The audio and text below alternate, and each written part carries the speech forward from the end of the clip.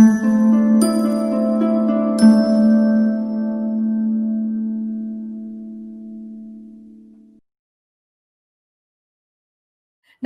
बातें दिल की इमोशनल वेलनेस और मेंटल हेल्थ पर हमारी इस खास सीरीज में आप सबका एक बार फिर से स्वागत है। मैं हूं रुचा अनिरुद्ध। पिछले हफ्ते हमने बात की थी तनाव की, स्ट्रेस की, और आज उसी बात को आगे बढ़ाते हुए हम चर्चा करेंगे गुस्से पर। हम में से गुस्सा ज्यादातर लोगों को आता है। कुछ उसको स्वीकार कर लेते हैं, कुछ तो स्वीकार भी नहीं करते और गुस्से की जिम्मेदारी भी दूसरों पर डाल देते हैं। क्या है क्रोध? क्यों आता है हमें क्रोध और कैसे हम इससे बच सकते हैं? किस किस तरह से ये हमें नुकसान पहुंचाता है? इन सारी बातों पर चर्चा करने के लिए आज मेरे साथ जुड़ रही हैं संजीवनी सोसाइटी फॉर मेंटल हेल्थ से वॉलंटियर काउंसलर विकी। तो सबसे पहले आप हमें समझाइए कि क्रोध क्या है इमोशनली, जब आप उसको देखते हैं, मेंटल हेल्थ के नजरिए से जब आप उसको देखते हैं, तो how do you define anger? Richa, हम इसको डिफाइन करने से पहले थोड़ा सा पीछे चलते हैं, क्योंकि आपने कहा कि कई बार एक्सेप्ट करना ही हम सबके लिए बहुत मुश्किल होता है। तो ये जो एक्सेप्टेंस हमारे अंदर नहीं बन पाती है, हमारी इस भावना के लिए, जो ऐसे कि आपने कहा कि ये ऑलमोस्ट हम सभी को होता है, तो हम क्यों नहीं एक्सेप्ट कर पाते हैं? शायद उसमें उसकी वजह ये है क्योंकि गुस्से को लेके या क्रोध को लेके हमारे मन में बहुत अलग अलग तरह की मान्यताएं हैं, ऑलमोस्ट कन्फ्लिक्टिंग मान्यताएं हैं। आई थिंक भारत में शायद कोई ही एक बिरला ही कोई इंसान होगा जिसने अपने बचपन में, अपनी जिंदगी में कभी एक बार ये ना सुना हो कि काम, क्रोध, लोभ, मोह, अहंकार, इन सब का त्याग करें। अब हम त्याग किसका करते हैं? त्याग तो उन्हीं चीजों का करते हैं ना जो सही नहीं होती हैं। तो इसका मतलब हमने एक तरह से ठहरा दिया कि क्रोध सही नहीं है, क्रोध अच्छा नहीं है। और फिर आपने, आई एम श्योर आपने ये भी सुना होगा कि भाई आप गुस्सा नहीं करोगे ना तो आपका काम नहीं बनेगा। जी, आप गुस्से के बगैर तो आज आप लोग आपको टेकन फॉर ग्रांटेड ले लेंगे, कोई जी, आपकी जी, बात जी। नहीं मानेगा। तो एक तरफ तो हम कह रहे हैं कि इसका त्याग करें, और दूसरी तरफ हम कह रहे हैं कि इसके बगैर कोई आपकी बात सुनेगा नहीं, काम नहीं और चलता। बिल्कुल। और आपने एंग्री यंग मैन आपने सुना है? अपने देश में हम उनको किस तरह से देखते हैं? विलन की तरह देखते हैं कि हीरो की तरह देखते हैं? हीरो। हीरो। तो इसका मतलब जो गुस्सा करता है वो क्या है? वो हीरो है, हमारे वो समाज का नायक है।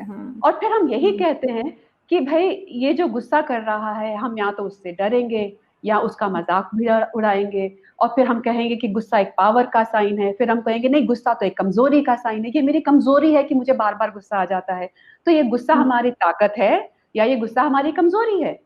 और उसके साथ साथ हमने ये भी सुना है कि भाई हम जिनसे प्यार कर सकते हैं, जिनसे हम प्यार करते हैं, उनके साथ हम गुस्सा नहीं कर सकते। और उसका एक बिल्कुल ऑपोजिट है कि जिनसे हम प्यार करते हैं उन्हीं के साथ तो गुस्सा कर उन्हीं सकते पर हैं। तो कितनी सारी कंफ्यूजन्स हैं इसको लेके, और जब इतनी सारी कंफ्यूजन्स हैं तो यहाँ तो हम कहेंगे कि गुस्सा एक पावर का साइन है, जो पावरफुल है वो गुस्सा करता है। और उसी के साथ साथ एक और भी है कि जब हम गुस्सा करते हैं तो हम अपराध बोध फील करते हैं, गिल्ट। गिल्टी फील करते हैं, गिल्ट फील होता है हमको। तो फिर ये क्या है? ये हमारे अंदर जो इतने कॉन्फ्लिक्ट्स हैं, और ये इन कॉन्फ्लिक्ट्स को लेके हमारे अंदर जो कंफ्यूजन है, वो शायद ज्यादा बड़ी प्रॉब्लम है रादर देन द गुस्सा एंड द क्रोध इटसेल्फ। इनफैक्ट कई बार बच्चों को तो सिखा दिया जाता है गुस्सा मत करो, लेकिन बच्चा देखता है कि माता पिता तो गुस्सा कर रहे हैं। बिल्कुल। Anger at the end of the day एक फीलिंग है, एक भावना है ना? तो जी, फीलिंग तो जी। हम सब में होती है और सब तरह की फीलिंग्स होती हैं। लेकिन आमतौर पे अगर देखा जाए तो जब भी कोई फीलिंग होती है तो हमको उसको लेके, जैसे आपने कहा, अगर हम गुस्सा होते हैं तो हमें कहा जाता है कि अच्छे बच्चे गुस्सा नहीं करते, है ना? या फिर हमसे कहा जाएगा कि अच्छे बच्चे रोते नहीं, ये क्यों मुंह लटका के बैठे हो, क्यों सैड हो, खुश हो जाओ। या फिर ये भी सुना होगा कि अगर हम बहुत खुश होते हैं या बहुत हंसते हैं तो नॉर्मली क्या कहा जाता है?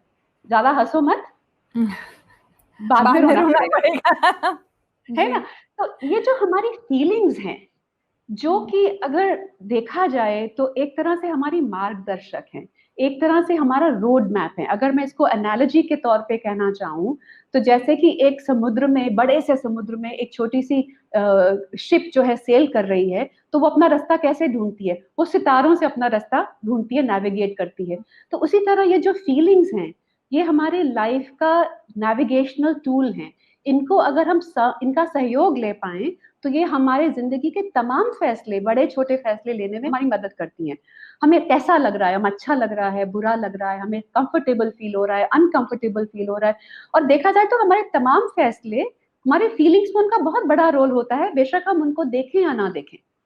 तो ये जो फीलिंग्स हमारे लाइफ का एक अभिन्न हिस्सा है, जो बहुत ही इम्पोर्टेंट हिस्सा है, उनको लेकर हमारे मन में तमाम तरह के वहम आ जाते हैं, हमारे तमाम तरह की मान्यताएं आ जाती हैं, क्योंकि हमेशा ही हमको कहा जाता है कि गुस्सा मत करो, जोर जोर से मत हंसो, रो मत। मान लीजिए आप परेशान हैं, आप रो रही हैं या आप गुस्सा है, मैं आपको आपको कहती हूँ कि रो मत या गुस्सा मत करो, तो उससे आप क्या करेंगी? आपका गुस्सा तो कम नहीं हो जाएगा, ना ही आपका जो दुख है आपके अंदर वो चला जाएगा।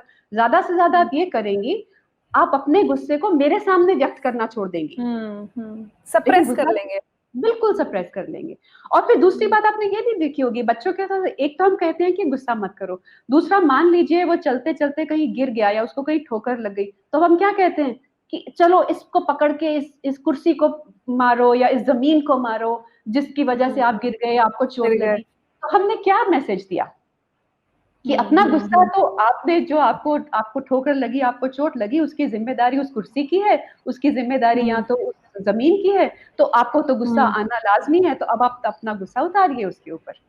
तो ये जो इतनी कंफ्यूजन्स हो जाती हैं, जो कि एक सहज एक भाव है, जितने भी भाव हैं हमारे अंदर वो एक तरह से सहज है। जैसे आपने कहा शुरू में कि गुस्सा तो आमतौर पे देखा जाए तो हम सभी को आता है, बहुत बिरला ही कोई होगा जो शायद इस लेवल पे पहुंच गया कि अपने उनको गुस्सा ही नहीं आता है। तो और जब तक आता है, जब तक ये हमारी रियलिटी है, जब तक ये हमारी सच्चाई है, तो उस सच्चाई से हम मुंह तो नहीं फेर सकते। और बिना मुंह फेरे उसको देख पाने की शक्ति भी हमको अपने अंदर कहीं जुटानी पड़ेगी। और उसके लिए हमको ये जो कंफ्यूजन्स जो हमारे अंदर बहुत सारी है, इन कंफ्यूजन्स को थोड़ा सा क्लैरिफाई करना पड़ेगा। तो इन कंफ्यूजन को अगर क्लैरिफाई करें तो सारी भावनाएं सहज हैं, नॉर्मल हैं, होती हैं। और उन्हीं भावनाओं में एक फीलिंग है क्रोध की। और ये क्रोध की जो फीलिंग भी है, ये भी हमें किसी तरह से अपने तरीके से हमको कोई रास्ता दिखा रही है। जैसे कि हम नॉर्मली क्या करते हैं, हम फीलिंग्स को पॉजिटिव या नेगेटिव बता देते हैं कि ये पॉजिटिव फीलिंग्स है, ये तो हमको चाहिए, ये नेगेटिव फीलिंग्स है, ये हमको नहीं चाहिए। लेकिन जब नेगेटिव फीलिंग्स आ रही हैं तो अब उनके साथ क्या किया जाए? आ रही हैं तो हम चाहते हैं कि हम अपनी फीलिंग्स को फील करना बंद कर दें। तो बंद करना तो होता नहीं है, वो उनको दबा दिया जाता है। तो दबाने से ऐसा होता है कि जो हमारे फील करने की जो क्षमता है ना, वो ही हमारी धीरे धीरे खत्म होने लगती है। फिर एक कई बार ऐसी स्टेज आ जाती है जो कि ऑलमोस्ट बीमारी की स्टेज है, कि हम नम होने लगते हैं। तो हमको जो नेगेटिव फीलिंग्स तो शायद हमने दबा दी, लेकिन हमारी पॉजिटिव फीलिंग्स को फील करने की क्षमता भी कहीं ना कहीं क्षीण हो जाती है, कम हो जाती है। तो फीलिंग्स का बहुत बड़ा रोल है। और सबसे पहले तो हमको यही समझना होगा कि फीलिंग्स सहज हैं, फीलिंग्स नॉर्मल हैं, और उन सब में सब तरह की फीलिंग्स हैं। अच्छी फीलिंग्स भी हैं और कई बार पेनफुल फीलिंग्स भी हैं। तो अच्छी फीलिंग्स के साथ तो फिर भी चलो हम डील कर लेते हैं। तो जो पेनफुल फीलिंग्स है, इनके साथ डील करना हमको कोई नहीं सिखाता। हमको कहते हैं कि गुस्सा मत करो। अब गुस्सा नहीं करें तो फिर क्या करें, ये कोई नहीं बताता। रो मत, तो ठीक है रोना बंद कर देते हैं, लेकिन अब रोए नहीं तो जब हमको पेन हो रहा है तो उसके लिए करें क्या? इसके लिए हमको कोई तैयार नहीं करता, कोई हमारे से कोई हमको इसके लिए प्रेरित नहीं करता, हमको समझाता नहीं, हमसे बातचीत नहीं करता।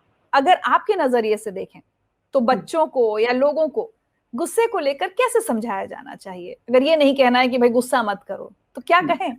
तो इसमें अगर मैं एक फिजिकल लेवल पे अगर आपको एनालॉजी दूं ऋचा, तो हमारे शरीर में भी हर समय तमाम तरह की संवेदनाएं हो रही हैं, है ना?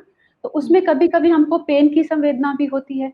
अब ये जो पेन की संवेदना हुई, उसका मतलब क्या है? उसका मतलब यही है कि हमारे शरीर में कहीं ना कहीं कुछ चल रहा है जिसको हमको ध्यान देने की जरूरत है। क्योंकि ध्यान देंगे तभी तो ठीक करेंगे ना। अगर उसको दबा देंगे या उसको ध्यान नहीं देंगे, या हमको कहा जाएगा कि पेन की तरफ ध्यान मत दो, एंगर की तरफ ध्यान मत दो, तो अगर हम ध्यान नहीं देंगे तो वो अगर दबा देंगे तो जो हमको ठीक करना था वो ठीक नहीं हो पाएगा।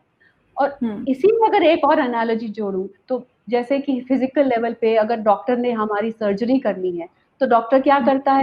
एनेस्थीसिया देता है। एनेस्थीसिया देने के बाद वो चाकू से काट भी ले तो हमको पता ही नहीं चलता। तो हमने कहा कि अरे ये तो कितनी अच्छी बात हो गई, पेन ही नहीं हुआ। तो हमने अपने पूरे शरीर में अगर हम एनेस्थीसिया लगा के चलेंगे तो क्या होगा? हाथ हमारा जल जाएगा, हमको पता भी नहीं चलेगा। पता भी नहीं चलेगा।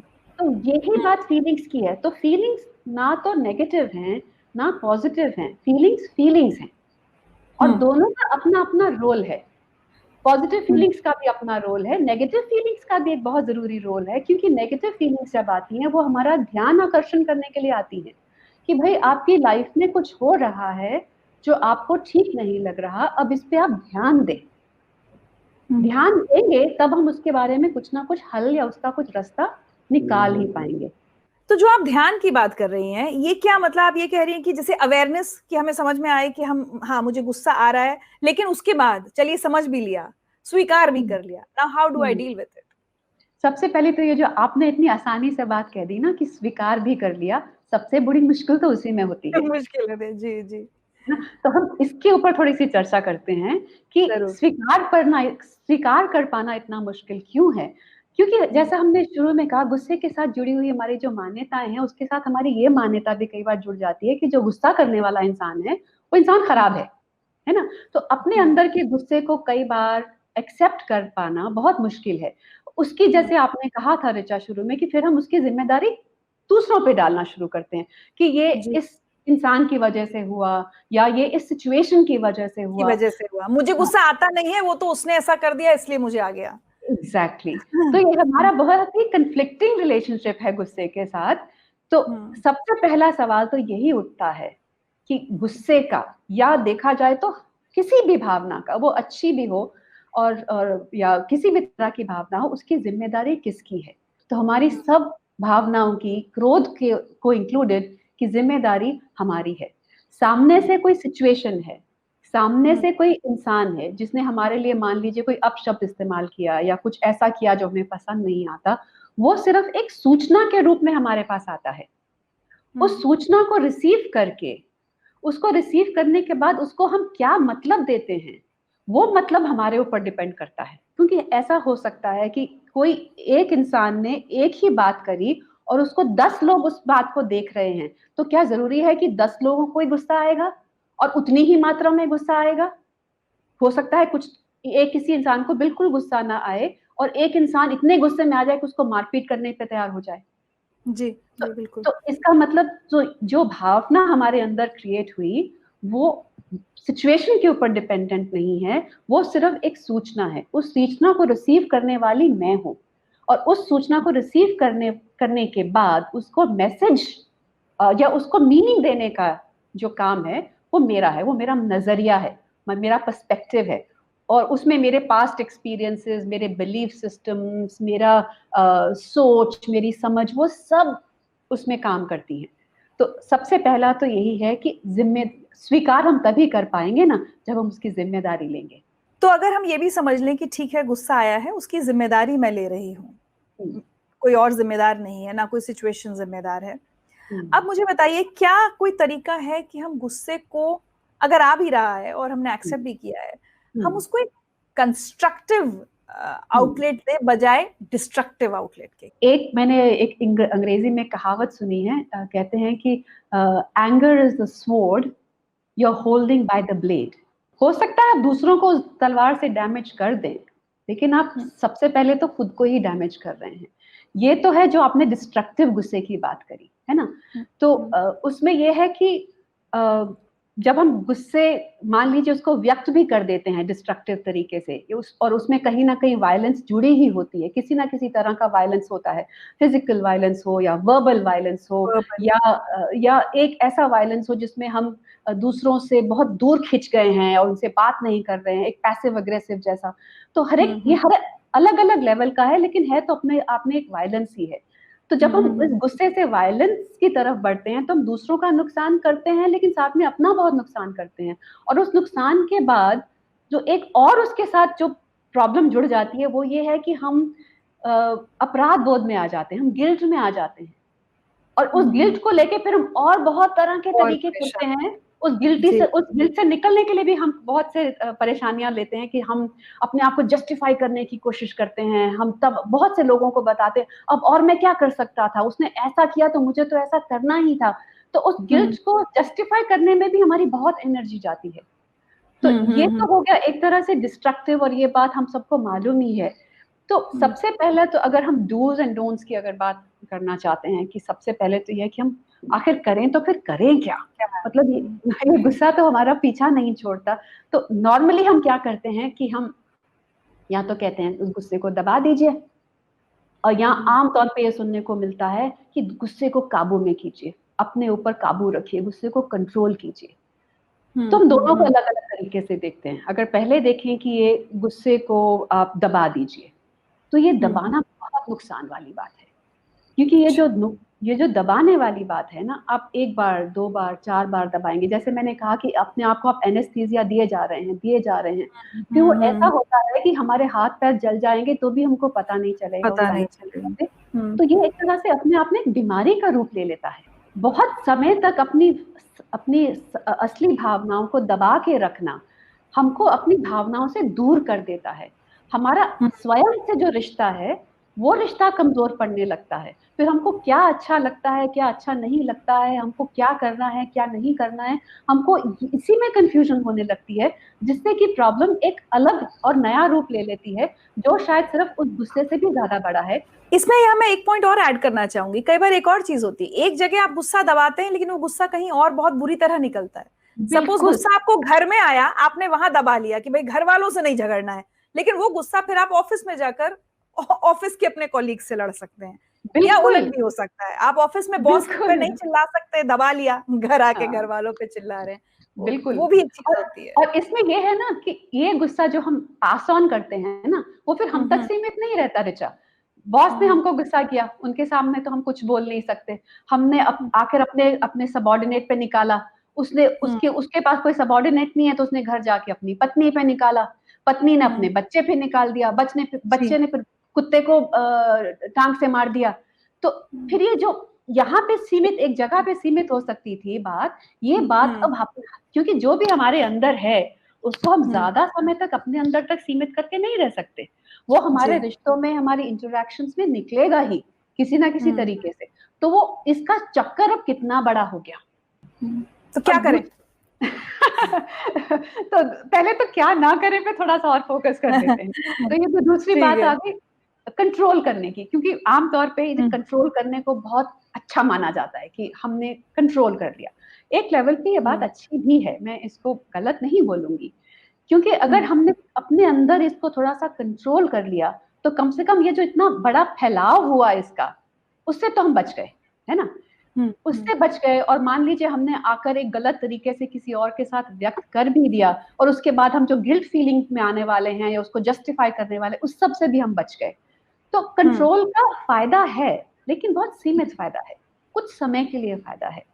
एक बार कंट्रोल करेंगे, 2 बार कंट्रोल करेंगे, 4 बार कंट्रोल करेंगे, फिर क्या करेंगे, कभी ना कभी, कहीं ना कहीं, किसी ना किसी जगह पे गलत मात्रा में और गलत तरीके से और गलत इंसान के साथ वो निकलेगा ही निकलेगा। और कई बार ये भी होता है ऋचा कि हम दूसरों के साथ बेशक उसको ना निकालें, कई बार वो गुस्सा हम अपने ऊपर भी निकाल सकते हैं। हम दूसरों को ना डैमेज करें, लेकिन हम खुद को भी तो डैमेज कर सकते हैं ना जी। तो इसमें हम ये जो कई तरह की बीमारियां पाल लेते हैं, जैसे कोई एडिक्शंस हो जाती हैं, या फिर अपने आप को फिजिकली हार्म करने का है, हम छोटी छोटी चीजें लेके खाना ठीक से नहीं खाना और सोना ठीक से नहीं, अपना ख्याल नहीं रखना, इसके साथ हम थोड़ी बड़ी चीजें भी इसके साथ कर लेते हैं, जस्ट बिकॉज हम कंट्रोल करने की बहुत ज्यादा कोशिश करते हैं। क्योंकि अगर हम एक समय पे अगर कंट्रोल नहीं होगा, फिर हम कहेंगे कि हम में कुछ गलती है, there is something wrong with me, जो मैं अपने गुस्से को कंट्रोल नहीं कर पा रहा हूँ या कर पा रही हूँ। तो ये दोनों ही चीजें एक तरह से ना करने की जगह पे आ जाती हैं। कहने में तो बहुत सिंपल लगता है, लेकिन काम थोड़ा सा लंबा और जरूरी है। मुश्किल नहीं करूंगी, क्योंकि हर जरूरी बात मुश्किल होती है, तो आसान तो नहीं है, लेकिन जरूरी तो है। तो और जितना हम जरूरी काम करते हैं, जितना उसके ऊपर हमको एक तरह से सेल्फ एम्पावरमेंट की फीलिंग होती है, उसका हमें सुख भी महसूस होता है। तो है तो यही कि हम इसको पहले एक्नॉलेज करें कि ये मेरे अंदर ये भावना आ रही है। हम अपने पुरानी मान्यताएं उसके ऊपर ना जोड़ें कि अरे हमको गुस्सा नहीं करना है या गुस्सा करना है। तो सबसे पहला तो ये है कि एक्नॉलेज करें कि मुझे गुस्सा आ रहा है। अब मुझे इस गुस्से के साथ इसको एक्सेप्ट करना है सबसे पहले कि हाँ, ये गुस्सा मेरा है, ये जिम्मेदारी मेरी है, ये मेरे अंदर कुछ चीजें हैं जो मुझे, या तो मुझे कुछ ऐसा चाहिए जो मुझे नहीं मिल रहा है, या मुझे कुछ नहीं चाहिए जो मुझे मिल रहा है, जिसकी वजह से मेरे अंदर कुछ आहत की फीलिंग हो रही है, और ये आहत मेरी जिम्मेदारी है। तो मुझे अपने गुस्से को एक्नॉलेज करना है और एक्सेप्ट करना है और जिम्मेदारी लेनी है उसकी। जिम्मेदारी लेने के बाद क्या करें? अगर एकदम इमीडिएट जो सिचुएशन है उसमें तो आई थिंक तमाम हम बहुत लोगों ने शायद इनके बातें करी होंगी कि यू नो पानी पी लीजिए ठंडा, या थोड़ी देर बैठ जाइए, या अपने आप को उस जगह से हटा के थोड़ी समय के लिए दूर ले जाइए, तो उस समय थोड़ी सी सिचुएशन डिफ्यूज हो जाती है ना। लेकिन लंबे समय तक अगर हमको उस बात को रिजॉल्व करना है, तो रिजॉल्व तो बातचीत से ही होता है। संवाद बहुत जरूरी है, हम शुरू से संवाद बहुत, बिल्कुल, डायलॉग बहुत। और इसमें मैं ऋचा ये भी कहूंगी कि हो सकता है उस समय वो डायलॉग हम उस इंसान के साथ नहीं कर पाए जिसके साथ हम उस सिचुएशन में हैं, तो उस समय ये भी हो सकता है हम किसी ऐसे संवेदनशील व्यक्ति को ढूंढे अपनी लाइफ में, और वो आपका कोई दोस्त और आपका परिवार का भी हो सकता है, वो अगर वो ना हो तो एक काउंसलर भी हो सकता है, जिनके साथ हम बिना किसी हिचक के, बिना किसी डर के कि वो हमको जज करेंगे, हम अपनी बात, अपने गुस्से को, क्योंकि अपने, जैसे आपने कहा ना, हम स्वीकार भी नहीं कर पाते हैं। तो क्यों नहीं कर स्वीकार कर पाते हैं? स्वीकार इसीलिए नहीं कर पाते हैं क्योंकि हमको लगता है कि हमने कुछ गलत किया है गुस्सा करके। अगर हमारे अंदर गुस्सा आया तो हम बुरे इंसान हैं। तो यही बात हमको रोकती भी है स्वीकार करने से। तो अगर कोई ऐसा इंसान जो हमारी बात सुन सके, तो उनके साथ हमको बातचीत करना एक सबसे जरूरी पहलू है समझ पाने का, और समझ के रिजॉल्व कर पाने का। जब भी हमें गुस्सा आता है तो कई बार पहली सोच तो ये भी चलती है कि हम सही हैं, दूसरा गलत है ना। तो इसको भी थोड़ा सा ध्यान देना पड़ेगा, क्योंकि हम यही चाह रहे हैं कि अगर हमको कई बार ये भी लगता है कि अगर हम गुस्सा नहीं करेंगे तो सामने वाला तो गलती करता जाएगा, तो क्या हम उसको गलती करने दें? क्योंकि कई बार इस बात का ये भी जवाब आता है कि अगर सामने वाला हम गलती कर रहा है तो हम गलती उसकी देखते रहें और उसकी गलती को देखते हुए हम चुप रहें, तो बिल्कुल चुप रहने वाली बात तो बिल्कुल भी नहीं हो रही है। लेकिन हमको ये भी तो ध्यान देना पड़ेगा कि अगर सामने वाला गलती कर रहा है तो हमको गलती की सजा देनी है या गलती का सुधार करना है। तो हम अपने आप को सही माने हुए हैं, दूसरा अपने आप को सही माने हुए है, हम उसको उसको गलत ठहरवाना चाहते हैं, उसको गलत ठहराने के लिए हम खुद उसके साथ गलत व्यवहार करते हैं, तो वो भी परेशान और हम भी परेशान, और फिर हम अपनी अपनी ये परेशानी दुनिया भर में बांटते फिरते हैं। अगर गलती की सजा देके हम सब लोग सही की जगह पे पहुंच जाते, तब तो शायद ये दुनिया शायद कुछ और ही होती। तो गलती का एहसास जो दिलाना है वो अपने आप में एक है, लेकिन गलती का एहसास दिला के सही की बात करना भी तो जरूरी है ना। जैसे हमने शुरू में कहा, हमें तो कह दिया जाता है कि अच्छे बच्चे गुस्सा नहीं करते, लेकिन अच्छे बच्चे क्या करते हैं ये कौन बताएगा? ये कोई नहीं बताता। है ना। अगर मान लीजिए बच्चे को गुस्सा आ रहा है तो उस बच्चे से कौन बात करेगा कि भैया बताइए आपको गुस्सा किस लिए आ रहा है? अगर गुस्सा आ रहा है तो अगर आपको कुछ चीज चाहिए जो नहीं मिल रही है तो आप उसको कैसे मांगेंगे? या आपको कोई कुछ ऐसी चीज दे रहा है जो आपको नहीं चाहिए, तो उसके लिए आप अपने आप को कैसे सशक्त करेंगे कि दूसरा आपके ऊपर दबाव ना डाल पाए, आप दूसरे के प्रभाव में ना आ पाए। तो हमको दूसरों के दबाव को खत्म करना है या अपने आप को सशक्त करना है कि हम दूसरों के प्रभाव में ना आए। विक्की जी, मैं एक और बहुत इंपॉर्टेंट एस्पेक्ट पे आपसे बात करना चाहती हूँ, क्योंकि आजकल हम सब लोग सोशल मीडिया पर बहुत हैं, फेसबुक, ट्विटर, और मैं कई बार, चूंकि हम पब्लिक प्लेटफॉर्म पर होते हैं, मैं कई बार लोगों के कमेंट्स देखकर सोचती हूँ कि किस बात का इतना गुस्सा है इस व्यक्ति को, ये फेसबुक पर आकर गाली गलौज क्यों कर रहे हैं। तो पहले क्या होता था, अगर किसी ने उल्टा सीधा लिखा तो मुझे भी गुस्सा आता था। अब देखिए, हम रिलेशनशिप्स की भी जब बात कर रहे हैं, अब ये तो वो लोग हैं जिन्हें आप नहीं जानते, हम नहीं जानते, कोई अनजान व्यक्ति जिसका कई बार फेसलेस होता है, कोई आइडेंटिटी नहीं होती, वो आपको गाली देता है और आपके अंदर गुस्सा जागता है। मैंने बहुत मेहनत की अपने आप पर, अब मुझे कई बार लगता है कि शायद दया आए उन लोगों पर कि पता नहीं किस परिस्थिति से गुजर रहे हैं कि उन्हें इतना गुस्सा आ रहा है कि वो सोशल मीडिया पर आकर गाली गलौज कर रहे हैं। So I think a lot of us need to understand how to handle वो सोशल मीडिया का गुस्सा, उन लोगों को तो हम जानते नहीं। जी, जानते हो या ना हो, हम उनके संपर्क में तो आए ना, किसी ना भी किसी मीडियम से हम उनके संपर्क में आए, और जैसे ही किसी ने कुछ कहा, मुझे लगा कि उसने मेरे को आहत किया तो मुझे गुस्सा आया। लेकिन अभी जो आपने कहा ना ऋचा, कि कई बार मुझे ये भी लगता है कि ये जो कहा कि मुझे दया आती है कि पता नहीं वो किस परिस्थिति से गुजर रहे हैं कि उनको यहाँ पे इतना उनके अंदर आग बबूला होकर वो अपनी उस आग को बाहर निकाल रहे हैं। तो ये जो आपने कहा ना कि उनकी उनकी स्थिति को समझ पाने की कोशिश करना, इसको हम अंग्रेजी में एम्पैथी कहते हैं। और एम्पैथी का बहुत बड़ा रोल है किसी भी रिलेशनशिप में। एम्पैथी का मतलब ही ये है कि हम स्वयं को समझते हुए दूसरे को समझने में अपने आप को सक्षम बना पाएं, और दूसरे को समझते हुए अपने आप को सशक्त कर पाएं कि हम स्वयं को भी प्रोटेक्ट करें और दूसरे को भी आहत ना करें। क्योंकि उसने मुझे आहत किया, मैंने गुस्से में आके उसे आहत किया, और फिर ये जो चक्र चलने लगा, वो हमारे समाज में इसकी कहाँ तक ये वायलेंस पहुंचता है, आई थिंक इसकी हम जितनी बात करें उतनी कम है। हमारे आसपास के उसमें हम स्वयं को भी हानि पहुंचा रहे हैं, हम दूसरों को भी हानि पहुंचा रहे हैं, और हम में से सब दुखी हैं इससे, सुखी कोई भी नहीं है। लेकिन इसकी शुरुआत कहाँ से होगी?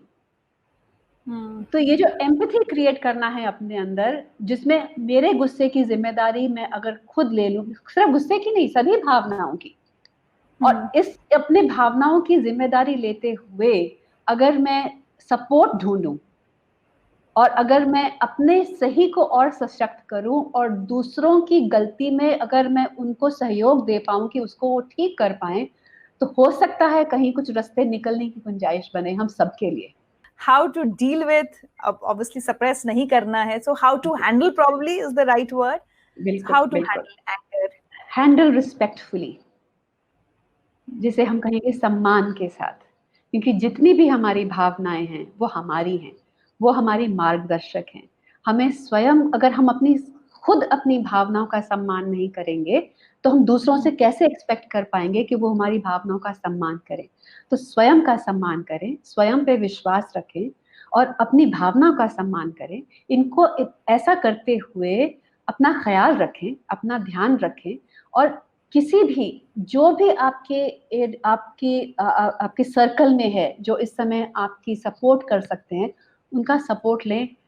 अपने दिल की बात खुल के करें, और जिनके, अगर मान लीजिए ऐसा कोई सपोर्ट नहीं है, तो हमारी कम्युनिटी में सपोर्ट कहीं ना कहीं, कोई ना कोई सपोर्ट तो मिल ही जाता है। अभी जैसा भी हो, तो भी हमारे हमारे समाज में अभी भी सपोर्ट के बहुत सारे पहलू खुले हुए हैं हमारे लिए। अगर और कोई सपोर्ट नहीं है, तो काउंसलर का सपोर्ट तो आपके पास है ही। आप किसी ना किसी व्यक्ति से या काउंसलर से, जो प्रोफेशनल है, आप उनके साथ बातचीत कर सकते हैं।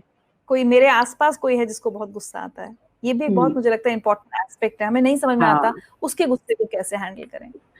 तो जिस तरह से हम अपने गुस्से को की जिम्मेदारी ले रहे हैं, उसे समझ रहे हैं, और हमें ये भी दिखाई पड़ रहा है कि हम बहुत परेशानी में हैं, तो यही समझ अगर हम दूसरे के ऊपर भी लागू करें कि भैया वो जो कर रहा है, वो कोई सुखी होकर नहीं कर रहा, वो भी अपने आप में परेशान ही है, और वो अपने अंदर की जो परेशानी है, जिसको अपने अंदर वो अब वो कंटेन नहीं कर पा रहा है, हो सकता है उसने बहुत समय तक उसको कंटेन करने की कोशिश भी करी हो, लेकिन अब उससे, उसकी हद से बाहर हो गया है, तब वो बाहर निकल, उसकी सीमा से बाहर हो गई है ये बात। तो सीमा से बाहर हुई है, तब बाहर उसका प्रदर्शन हो रहा है, बाहर झलक रही है। तो हम संवेदनशील होते हुए अपने प्रति भी और उनके प्रति भी, हम विश्वास रखते हुए अपने प्रति भी और उनके प्रति भी कैसे उनके सहयोगी बन पाए, और कैसे उनके साथ एम्पैथी की फीलिंग रख सकें। और अगर हम खुद उनकी मदद कर सकते हैं उनसे बातचीत करने में, तो खुद डायलॉग करें, खुद संवाद करें। अगर नहीं कर सकते हैं, तो हम उनको किसी ना किसी से बातचीत करने के लिए प्रेरित तो कर ही सकते हैं। विकी जी, क्रोध का एक और पहलू मैंने देखा है। एक आपने कहा कि हमें समझ में आए कि इस वक्त मुझे गुस्सा आ रहा है, और मैं उसको एक्नॉलेज करूं, एक्सेप्ट करूं, वो सारी चीजें ठीक है। लेकिन कुछ लोग हमारे आसपास ऐसे होते हैं जो ऐसा लगता है कि वो हर वक्त गुस्से में है, वो गुस्से में ही सोकर उठे हैं, और उनको हर बात पर गुस्सा आता है, हर इंसान पर, चाहे आप उनके घर में काम करने वाला हो, कॉलीग हो, घर के लोग हो, मौसम हो, व्यवस्था हो, देश हो, सरकार हो, वो हमेशा गुस्से में है। ऐसे लोगों को क्या करना चाहिए अपने लिए? Because I am sure it's harming them, I am sure. वही, इट इज हार्मिंग देम। और हमारे मन में ऐसे इंसान के लिए क्या भाव आता है? और इसमें भी आप देखेंगे कि बहुत अलग अलग भाव आते हैं, वो भी हमारी स्थिति के ऊपर डिपेंड करते हैं। यहाँ तो हम कहेंगे कि आदमी ही बुरा है, इनसे दूर बचो, इससे दूर भागो। और जितना हम दूर भागते हैं उस इंसान से, उस इंसान को, आपको क्या लगता है, अगर आप दूर भाग रहे हैं तो बाकी लोग भी तो उनसे दूरी भाग रहे होंगे, तो जी। उनका अकेलापन कितना बढ़ रहा होगा। तो एक तो वो इस तरह के पहले ही किसी बात से लेके इतने दुखी हैं, जिसका वो हर समय किसी ना किसी के ऊपर परेशान रहते हैं और अपनी परेशानी दिखाते रहते हैं। और फिर जब उनके आसपास वाले लोग उनको देखते हैं, वो या तो उनसे डरते हैं या उनसे दूर भागते हैं। और जितना हम उनसे डरेंगे या दूर भागेंगे, अपने मन में उनके लिए कुछ, बेशक हम ना डरे ना दूर भागे, हमारे मन में उनके लिए कुछ ना कुछ गलत भावना तो आ ही जाएगी कि ये कैसे इंसान है ना। तो अगर हम इसी को अगर एम्पैथी में कन्वर्ट करके देखें, तो हमको ये दिख ही जाएगा कि भैया जब मैं गुस्सा होता हूँ या मैं परेशान होती हूँ, तो मैं चाहती हूँ कि कोई मेरी परेशानी सुने, और मैं कितना अकेलापन फील करती हूँ उस समय। तो ये भी एक तरह से दुखी इंसान है, क्योंकि हमारा गुस्से को जो देखने का अंदाज है, हम गुस्से से या तो डरते हैं या दूर भागते हैं, और हम गुस्से वाले इंसान को ये कहते हैं कि ये बुरे इंसान है, रादर देन कि ये दुखी इंसान है। तो वो बुरे इंसान है या दुखी इंसान है? तो हम उनके साथ, अगर कोई दुखी इंसान है तो हम उनके साथ क्या करना चाहेंगे? सबसे पहले तो उनको सुना जाए, क्योंकि हम यहाँ तो उनको बुरा भला कहेंगे तो उनकी बात सुनना बंद कर देंगे। यहाँ हम उनसे डरेंगे, और जिससे हम डरते हैं उसकी बात भी हम ज्यादा समय तक सुन नहीं सकते, या फिर हम उनसे दूर भागेंगे। तीनों में जो बातचीत करने वाला एस्पेक्ट है, जो कि सबसे क्रिटिकल है किसी भी समस्या का समाधान पाने के लिए या अपने दिल की बात करने के लिए, तो ये जो सुनने और समझने वाला जो एक एस्पेक्ट है, उसको तो हम शुरू नहीं कर पाएंगे ना। वो तो हम तभी शुरू कर पाएंगे जब हमको हमारा नजरिया उनके प्रति बदलेगा, थोड़ा सा हम थोड़ा सा सहज होंगे उनको लेके, तभी हम शायद ये बातचीत वाला जो एक डायलॉग वाली बात है उसके साथ शुरू कर पाएंगे। तो जब हमने गुस्से को एक्नॉलेज करने की शुरुआत की, तो हमने उसको एक्नॉलेज किया, हमने उसको एक्सेप्ट किया, हमने उसको एक तरह से उसकी जिम्मेदारी ली। और ये सब करने के बाद जो आखिरी एक जगह आती है कि वो है रिजॉल्व करना, एक रेजोल्यूशन पे पहुंच पाना कि अब, और रेजोल्यूशन के बाद फिर उसको सही तरीके से व्यक्त कर पाना। और सही तरीके से व्यक्त कर पाने का मतलब यही है कि मान लीजिए हमें कुछ गलत होता दिख रहा है तो उसे हम सही करें। मान लीजिए हमें कोई ऐसी चीज दिखाई दे रही है जो हमें लगता है कि ऐसा नहीं होना चाहिए, तो हम उसको रोक पाने के लिए भी सक्षम कर पाएं अपने आप को। अगर हमारी सीमा कोई लांघ रहा है, तो हमको अपने आप को सशक्त कर पाना है, ताकि हम अपनी सीमा को और मजबूत कर पाएं, रादर देन हम दूसरों के ऊपर अटैक करें। तो इवेंचुअली यही है कि गुस्से का एक जो बड़ा रोल है वो यही है कि हम खुद के सशक्तिकरण में उसको इस्तेमाल कर पाएं, खुद को एम्पावर कर पाएं। तो गुस्सा एक तरह से हमारा एक एम्पावरमेंट टूल हो सकता है, सही तरीके से अगर उसको यूज किया जाए और सही तरीके से अगर उसको व्यक्त किया जाए। तो ये जो आपने कहा था ना कि उसको कम किया जाए, तो कम नहीं, कम वाली बात ही नहीं है, अब तो उसको समझ के रिजॉल्व करने वाली बात है।